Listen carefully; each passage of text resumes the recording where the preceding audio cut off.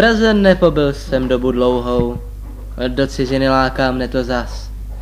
Znovu puzen neurčitou touhou dálek slyším slibující hlas. Život v Praze plný hnusu, špíny, umělecký vzlet můj ubíjí. Nízké prostředí mne žene do ciziny, nejvíc mne to táhne k Francii.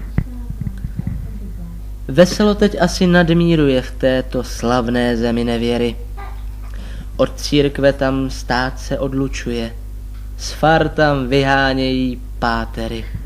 Že vše logicky k svým cílům běží, na francouzském vidět národu, neboť čím je v zemi méně kněží, tím je také méně porodů.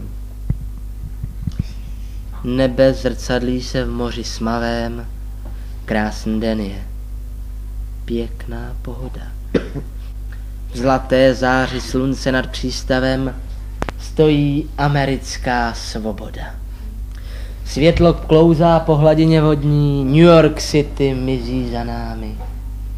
Atlantické moře v boky lodní rytmickými bije vlnami.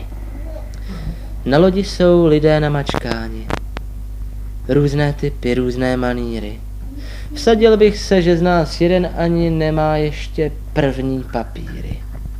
Jsou zde muži, ženy, dítka, starci. Pestrá to a hlučná společnost. Vojíni též. Mezi nimi arcidívek mladých možno zříti dost. Dívky pruhy pod očima mají, v očích hvězdy plné rozmaru. Hvězdy, pruhy! Ty též barvy vlají na přídi na lodním stožáru. Přistáli jsme. Výspa tato nízká a nevyniká krásou přírodní. Poznáš zde však, jak vypadá zblízka socha svobody s tou pochodní. V ruce drží knihu, šébůk asi. Stavba těla velmi masívní. Nabaživ se její vnější krásy, toužíš poznat, co a svězí v ní. Pro svobodu vše chci v sázku dáti, 300 stop jsem stoupal do schodů, abych mohl až k jádru prozkoumati veskrz americkou svobodu. A vnitřnosti jsem její prolez celé, nedbal potu ani únavy, po železných schodech stoupal směle od noh vzhůru přes břih do hlavy.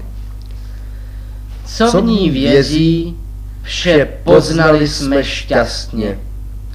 Víme si rady, teď když náhodou někdo se nás zeptá, jak to vlastně je s tou americkou svobodou. Můžem říci, stojí nepohnutá, pochodeň svou tisknout do ruky. Uvnitř ovšem prázdná je a dutá. Jako všechny lidské humpy.